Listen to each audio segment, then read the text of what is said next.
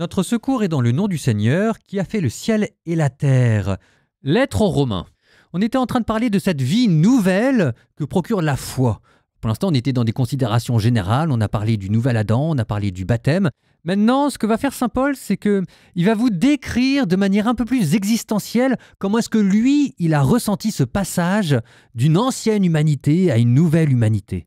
Il va commencer par se rappeler ce que c'était qu'une vie humaine placée sous le régime de la loi et de la culpabilité, les tiraillements intérieurs. Ah, je fais le mal que je ne voudrais pas et le bien que je voudrais faire, je ne le fais pas. Et c'est ainsi qu'on passera d'un cri de détresse, verset 24, « Malheureux homme que je suis, qui donc me délivrera de ce corps qui m'entraîne à la mort ?» à un cri de victoire.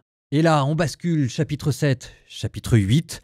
Une vie nouvelle commence, une vie placée sous le règne de l'Esprit Saint répandu en nous. Et vous aurez ce passage extrêmement célèbre où saint Paul vous parle de cet esprit qui en vous pousse des gémissements ineffables. Abba, Père.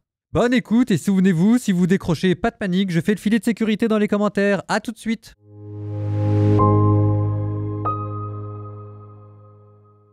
Romains, chapitre 7. Ne le savez-vous pas, frères? Je parle à des gens qui s'y connaissent en matière de loi. La loi n'a de pouvoir sur un être humain que durant sa vie. Ainsi, la femme mariée est liée par la loi à son mari s'il est vivant, mais si le mari est mort, elle est dégagée de la loi du mari. Donc, du vivant de son mari, on la traitera d'adultère si elle appartient à un autre homme. Mais si le mari est mort, elle est libre à l'égard de sa loi, si bien qu'elle ne sera pas adultère en appartenant à un autre. De même, mes frères, vous aussi, vous avez été mis à mort par rapport à la loi de Moïse en raison du corps crucifié du Christ pour que vous apparteniez à un autre. Celui qui est ressuscité d'entre les morts, afin que nous portions des fruits pour Dieu. En effet, quand nous étions encore des êtres charnels, les passions coupables provoquées par la loi agissaient dans tous nos membres pour nous faire porter des fruits de mort. Mais maintenant nous avons été dégagés de la loi, étant morts à ce qui nous entravait. Ainsi nous pouvons servir d'une façon nouvelle, celle de l'esprit, et non plus à la façon ancienne, celle de la lettre de la loi. Que dire alors? La loi est-elle péché? Pas du tout. Mais je n'aurais pas connu le péché s'il n'y avait pas eu la loi. En effet, j'aurais ignoré la convoitise si la loi n'avait pas dit « Tu ne convoiteras pas ». Se servant de ce commandement, la loi a saisi l'occasion, il a produit en moi toutes sortes de convoitises. Sans la loi, en effet, le péché est chose morte, et moi, jadis, sans la loi, je vivais. Mais quand le commandement est venu, le péché est devenu vivant, et pour moi, ce fut la mort. Il se trouve donc que, pour moi, ce commandement qui devait mener à la vie a mené à la mort. En effet, le péché a saisi l'occasion, en se servant du commandement, il m'a séduit et, par lui, il m'a tué. Ainsi, la loi est sainte. Le commandement est saint, juste et bon. Est-ce donc quelque chose de bon qui, pour moi, a été la mort? Pas du tout, c'est le péché. Mais, pour qu'on voit bien qu'il est le péché, il s'est servi de quelque chose de bon pour causer ma mort, et ainsi, par le commandement, c'est le péché lui-même qui est devenu démesurément pécheur. Nous savons bien que la loi est une réalité spirituelle, mais moi, je suis un homme charnel, vendu au péché. En effet, ma façon d'agir, je ne la comprends pas, car ce que je voudrais, cela, je ne le réalise pas, mais c'est ce que je déteste, c'est cela que je fais. Or, si je ne veux pas le mal que je fais, je suis d'accord avec la loi, je reconnais qu'elle est bonne, mais en fait, ce n'est plus moi qui agis, c'est le péché, lui, qui habite en moi. Je sais que le bien n'habite pas en moi, c'est-à-dire dans l'être de chair que je suis. En effet, ce qui est à ma portée, c'est de vouloir le bien, mais pas de l'accomplir. Je ne fais pas le bien que je voudrais, mais je commets le mal que je ne voudrais pas. Si je fais le mal que je ne voudrais pas, alors ce n'est plus moi qui agis ainsi, mais c'est le péché, lui qui habite en moi. Moi, qui voudrais faire le bien, je constate donc en moi cette loi. Ce qui est à ma portée, c'est le mal. Au plus profond de moi-même, je prends plaisir à la loi de Dieu, mais dans les membres de mon corps, je découvre une autre loi qui combat contre la loi que suit ma raison et me rend prisonnier de la loi du péché présente dans mon corps. Malheureux homme que je suis! Qui donc me délivrera de ce corps qui m'entraîne à la mort? Mais grâce soit rendue à Dieu par Jésus-Christ notre Seigneur. Ainsi, moi, par ma raison, je suis au service de la loi de Dieu, et par ma nature charnelle, au service de la loi du péché. Romains, chapitre 9. Ainsi, pour ceux qui sont dans le Christ Jésus, il n'y a plus de condamnation, car la loi de l'Esprit qui donne la vie dans le Christ Jésus t'a libéré de la loi du péché et de la mort. En effet, quand Dieu a envoyé son propre Fils dans une condition charnelle, semblable à celle de pécheur, pour vaincre le péché, il a fait ce que la loi de Moïse ne pouvait pas faire à cause de la faiblesse humaine. Il a condamné le péché dans l'homme charnel.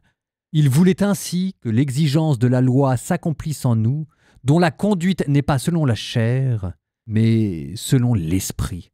En effet, ceux qui se conforment à la chair tendent vers ce qui est charnel. Ceux qui se conforment à l'esprit tendent vers ce qui est spirituel, et la chair tend vers la mort, mais l'esprit tend vers la vie et la paix. Car la tendance de la chair est ennemie de Dieu, elle ne se soumet pas à la loi de Dieu, elle n'en est même pas capable. Ceux qui sont sous l'emprise de la chair ne peuvent pas plaire à Dieu.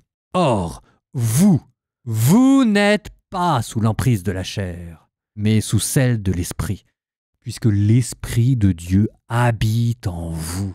Celui qui n'a pas l'Esprit du Christ ne lui appartient pas. Mais si le Christ est en vous, le corps, il est vrai, reste marqué par la mort à cause du péché. Mais l'Esprit vous fait vivre, puisque vous êtes devenus des justes. Et si l'Esprit de celui qui a ressuscité Jésus d'entre les morts habite en vous, celui qui a ressuscité Jésus, le Christ, d'entre les morts, donnera aussi la vie à vos corps mortels par son Esprit qui habite en vous. Ainsi donc, frères, nous avons une dette, mais elle n'est pas envers la chair, pour devoir vivre selon la chair. Car si vous vivez selon la chair, vous allez mourir. Mais si par l'Esprit vous tuez les agissements de l'homme pécheur, vous vivrez. En effet, tous ceux qui se laissent conduire par l'Esprit de Dieu, ceux-là sont fils de Dieu. Et vous n'avez pas reçu un esprit qui fait de vous des esclaves et vous ramène à la peur, mais vous avez reçu un esprit qui fait de vous des fils, et c'est en lui que nous crions « Abba », c'est-à-dire « Père ». C'est donc l'Esprit Saint lui-même qui atteste à notre esprit que nous sommes enfants de Dieu. Puisque nous sommes ses enfants, nous sommes aussi ses héritiers, héritiers de Dieu, héritiers avec le Christ, si du moins nous souffrons avec lui pour être avec lui dans la gloire. J'estime en effet qu'il n'y a pas de commune mesure entre les souffrances du temps présent et la gloire qui va se révéler pour nous. En effet, la création tout entière attend avec impatience la révélation des fils de Dieu, car la création a été soumise au pouvoir du néant, non pas de son plein gré, mais à cause de celui qui l'a livrée à ce pouvoir. Pourtant, elle a gardé l'espérance d'être, elle aussi, libérée de l'esclavage de la dégradation, pour connaître la liberté de gloire donnée aux enfants de Dieu. Nous le savons bien, la création tout entière gémit. Elle passe par les douleurs d'un enfantement qui dure encore, et elle n'est pas seule. Nous aussi en nous-mêmes, nous gémissons. Nous avons commencé à recevoir l'Esprit Saint, mais nous attendons notre adoption et la rédemption de nos corps. Car nous avons été sauvés, mais c'est en espérance. Voir ce que l'on espère, ce n'est plus espérer. Ce que l'on voit, comment peut-on l'espérer encore? Mais nous qui espérons ce que nous ne voyons pas, nous l'attendons avec persévérance. Bien plus, l'Esprit Saint vient au secours de notre faiblesse, car nous ne savons pas prier comme il faut. L'Esprit lui-même intercède pour nous par des gémissements inexprimables, et Dieu, qui scrute les cœurs, connaît les intentions de l'Esprit, puisque c'est selon Dieu que l'Esprit intercède pour les fidèles. Nous le savons, quand les hommes aiment Dieu, lui-même fait tout contribuer à leur bien, puisqu'ils sont appelés selon le dessein de son amour. Ceux que d'avance il connaissait, il les a aussi destinés d'avance à être configurés à l'image de son Fils, pour que ce Fils soit le premier-né d'une multitude de frères. Ceux qu'il avait d'avance destinés, il les a aussi appelés. Ceux qu'il a appelés, il en a fait des justes, et ceux qu'il a rendus justes, il leur a donné sa gloire. Que dire de plus? Si Dieu est pour nous, qui sera contre nous? Il n'a pas épargné son propre Fils, mais il l'a livré pour nous tous. Comment pourrait-il, avec lui, ne pas nous donner tout? Qui accusera ce que Dieu a choisi? Dieu est celui qui rend juste, alors qui pourra condamner? Le Christ Jésus est mort. Bien plus, il est ressuscité. Il est à la droite de Dieu. Il intercède pour nous. Alors, qui pourra nous séparer de l'amour du Christ? La détresse? L'angoisse? La persécution? La faim? Le dénuement? Le danger? Le glaive? En effet, il est écrit: « C'est pour toi qu'on nous massacre sans arrêt, qu'on nous traite en bétail d'abattoir. Mais en tout cela, nous sommes les grands vainqueurs, grâce à celui qui nous a aimés. » J'en ai la certitude. Ni la mort, ni la vie, ni les anges, ni les principautés célestes, ni les présents, ni l'avenir, ni les puissances, ni les hauteurs, ni les abîmes, ni aucune autre créature, rien ne pourra nous séparer de l'amour de Dieu qui est dans le Christ Jésus, notre Seigneur.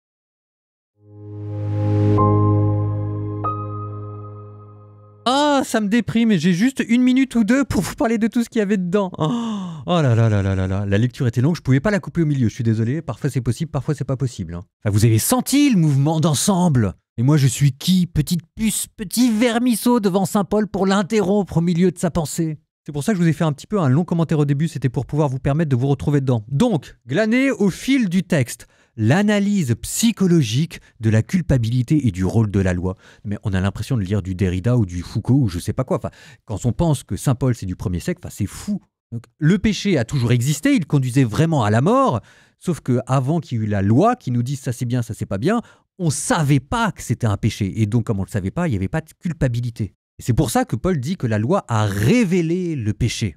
Maintenant, on n'a plus l'excuse de l'ignorance. Sauf qu'en révélant le péché, elle a donné envie de le faire. Interdisez à un enfant de faire quelque chose et il va vouloir passer ses journées à tenter de le faire. Il y a une curiosité qui est naturelle, qui est bonne, mais qui en nous a été comme pervertie. Et c'est là où Paul dit que par la convoitise, le péché s'est emparé de la loi pour exciter en nous le péché. C'est extraordinaire. Alors après, on vous parlait d'un homme qui était tiraillé entre le bien qu'il voulait faire qu'il ne pouvait pas faire et le mal qu'il ne voulait pas faire et qu'il faisait. Ah, malheureux homme que je suis, qui me délivrera de ce corps de misère? C'était notre cri de détresse. Il y a un long débat exégétique pour savoir c'est qui cet homme qui parle. Est-ce que c'est Paul? Mais alors, est-ce que c'est Paul parce qu'il parle au présent? Est-ce que c'est Paul qui parle de lui alors qu'il était baptisé, qui est encore en train de lutter?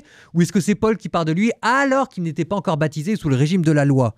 Le consensus actuel de la majorité des exégètes tend à dire que c'est ce qu'on appelle une prosopée, c'est-à-dire une figure littéraire où Paul invente un interlocuteur fictif qui va se mettre à parler comme si jamais c'était la loi, comme si jamais c'était l'homme sous le régime de la loi qui se mettait à parler devant nos yeux.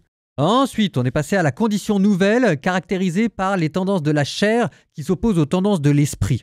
Alors la chair, vous ferez attention, c'est pas le corps. Le corps est bon et la chair est bonne, ça a été créé par Dieu. La chair, dans la bouche de saint Paul, ça signifie ce qui en nous a été corrompu par le péché. Et c'est vrai qu'en nous, quand même, une grande partie de ce qui a été corrompu, c'est nos pulsions qui ne sont pas toujours dans le bon ordre. De là, on a basculé sur la théologie de l'adoption filiale et des gémissements ineffables que pousse l'Esprit Saint en nous. C'est extraordinaire. Et Paul leur donne une résonance cosmique, vous dit que c'est la nature tout entière qui subit la même transformation. C'est ce que je dis souvent en parlant de l'Apocalypse. Ce que nous vivons avec notre baptême, le tiraillement intérieur et le renouvellement qui un jour nous amènera à la résurrection, la nature, elle aussi, est appelée à le vivre. Livre des Proverbes 28, 23, 25. On finit par aimer l'homme qui ose critiquer, bien plus que l'homme à la langue mielleuse. Qui met son père et sa mère sur la paille en disant « c'est pas de ma faute » n'est rien d'autre qu'un brigand. Qui donne libre cours à ses envies provoque des querelles, qui se fie au Seigneur sera comblé.